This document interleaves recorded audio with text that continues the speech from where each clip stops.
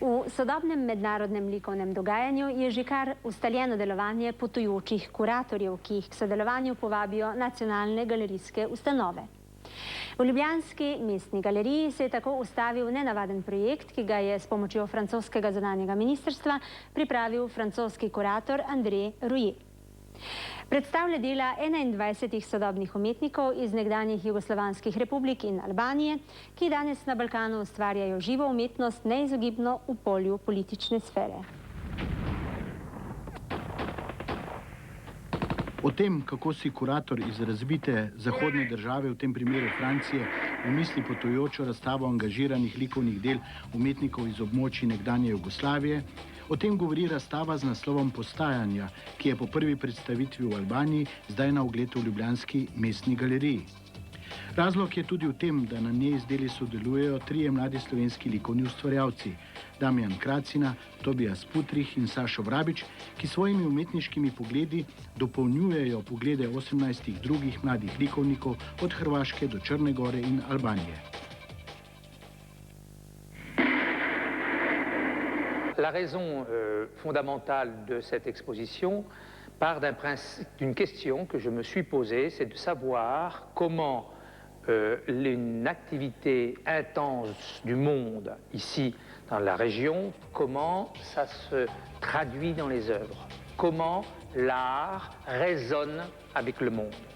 Et c'est la raison pour laquelle je suis venu dans cette région-là, qui a connu, comme vous le savez, beaucoup de transformations, des fois des événements très graves et très intenses, pour le moins qu'on puisse dire, et c'est de savoir comment cela était perceptible dans les œuvres.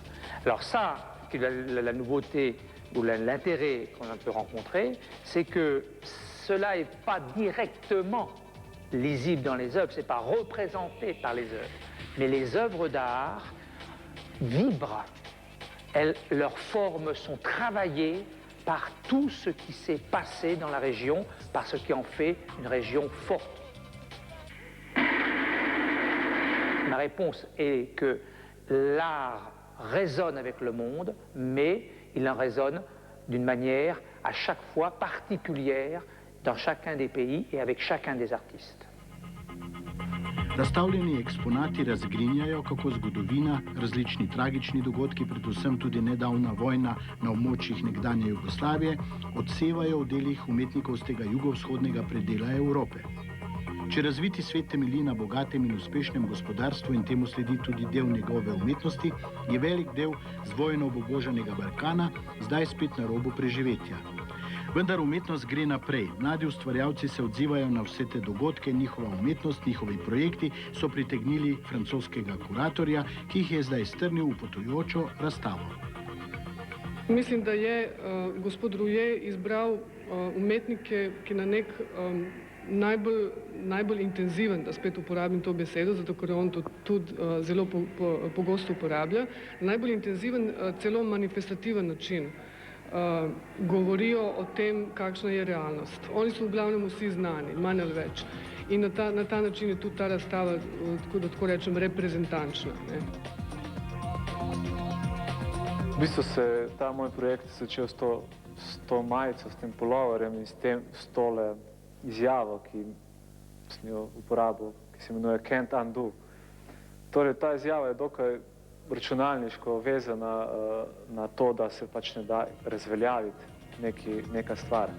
Tale ideja se kasneje pojavi tudi v videu Mir je hladen, kjer se pojavi fraza Zahod ne more, torej West can't undo East, Zahod ne more razveljaviti vzhoda in obratno.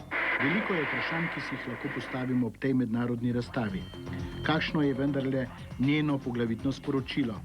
Morda je odgovor dal sam umetnik.